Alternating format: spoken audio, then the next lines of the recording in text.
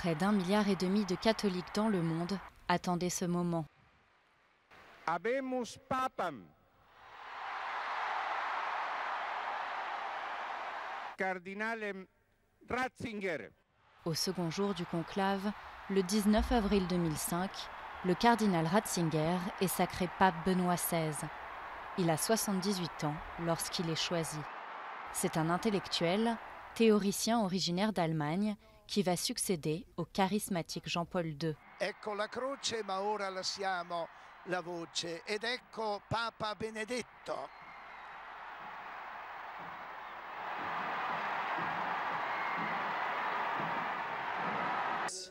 Patris et Filii et Spiritus Sancti, descendat super vos et maneat semper.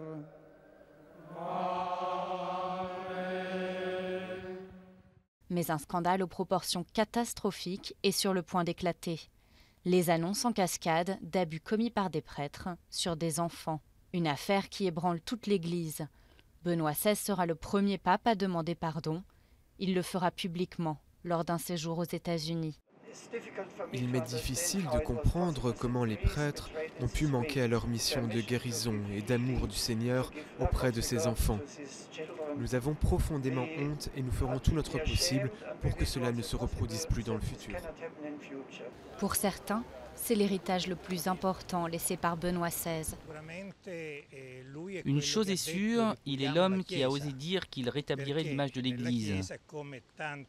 Au sein de l'Église, comme ailleurs, il y a de bonnes et de mauvaises choses.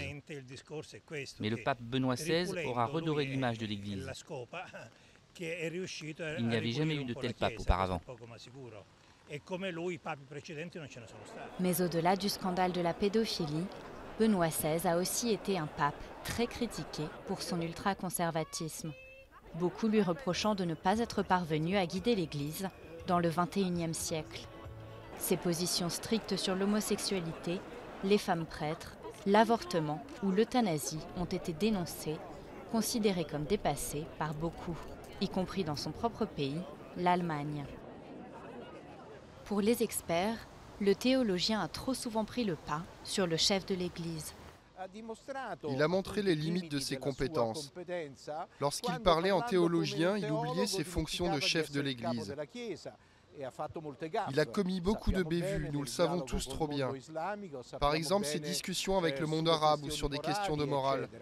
Je pense que ce pape sera vite oublié, il ne laissera pas une forte impression.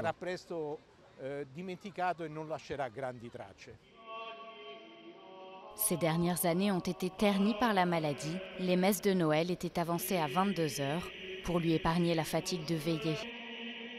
Benoît XVI restera probablement comme un pape de transition après Jean-Paul II, laissant à ses cardinaux la difficile tâche de trouver un nouveau leader plus charismatique et capable d'affronter le XXIe siècle.